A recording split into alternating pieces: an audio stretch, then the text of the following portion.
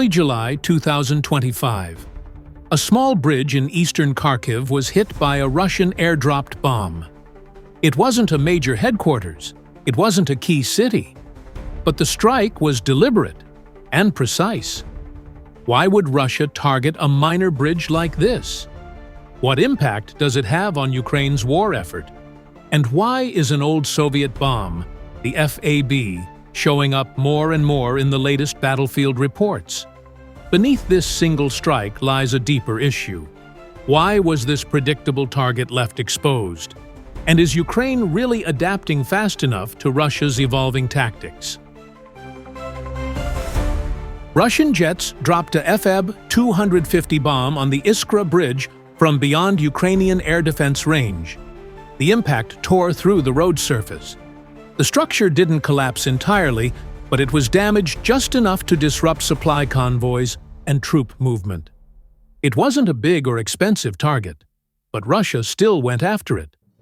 On the other hand, Ukrainian forces seemed slow to react, or even anticipate. This wasn't the first time such an attack happened. Yet it happened again, with no effective counter or early warning in place. The Iskra bridge connects Kharkiv to key front lines in Volchansk and Kupiansk. It's used to move ammo, rotate troops, transport wounded, and resupply combat positions. But like many secondary infrastructures, it was left unprotected, despite Russia's clear pattern of hitting logistics choke points over the past few months. Ukraine has known this. Yet very little was done to preempt strikes like this one. The result? Russian bombs cut off a vital route, without firing a single shot in direct combat.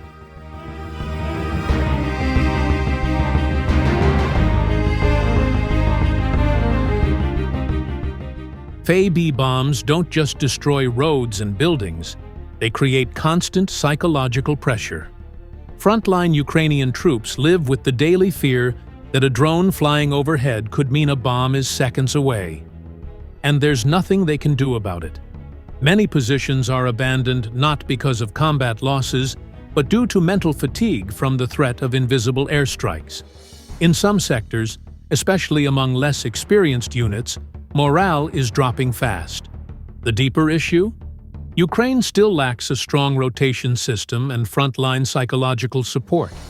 Some soldiers are stationed for too long in exposed areas with no meaningful air cover or rest. Over time, FAB bombs don't just damage trenches. They wear down the mental resilience of units that aren't properly equipped for long-term, high-intensity warfare. FAB stands for Fugasnaya Aviabomba, Soviet-era general-purpose air-dropped bombs. Russia has updated them with UMPC glide kits, foldable wings, and GLONASS-based guidance.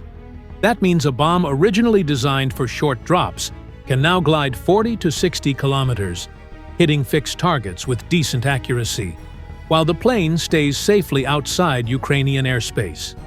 It's cheap, effective, and scalable. And most importantly, Russia has stockpiles of these bombs in the thousands.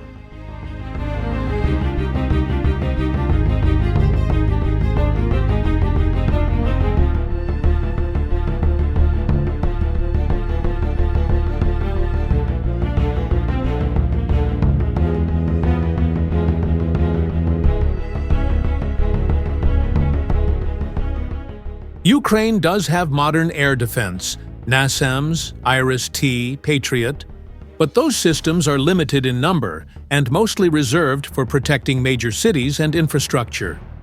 Vulnerable logistics routes in the east often remain exposed.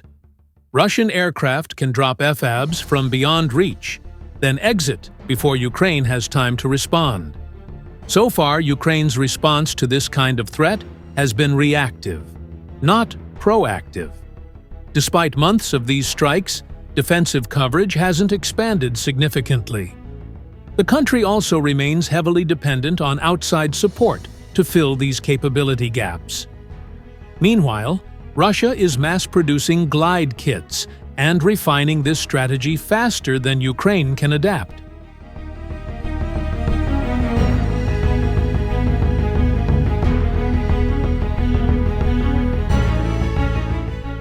The Iskra bridge is just one of many low-cost targets destroyed by FABs in recent weeks.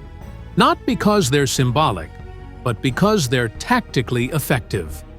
Russia is proving that in modern warfare, you don't always need high-tech weapons to make an impact.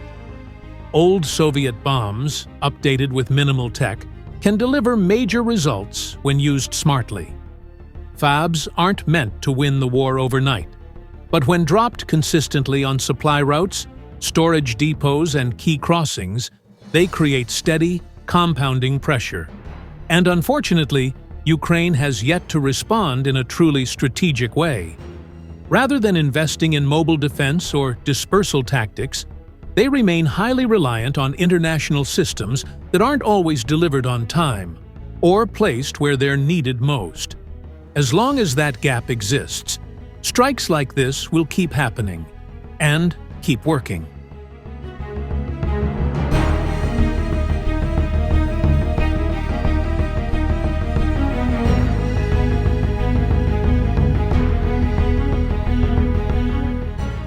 This content is created solely for educational and informational purposes.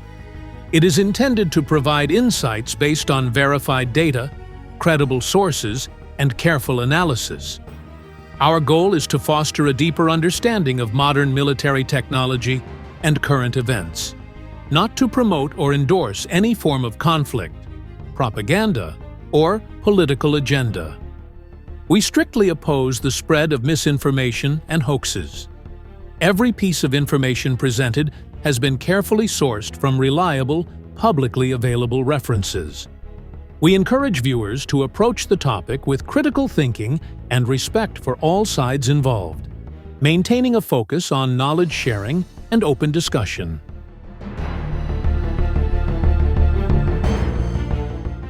Thanks for watching.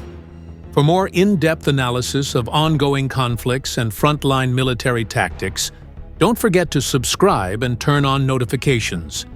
We'll keep bringing you verified reports and clear analysis, straight from the battlefield.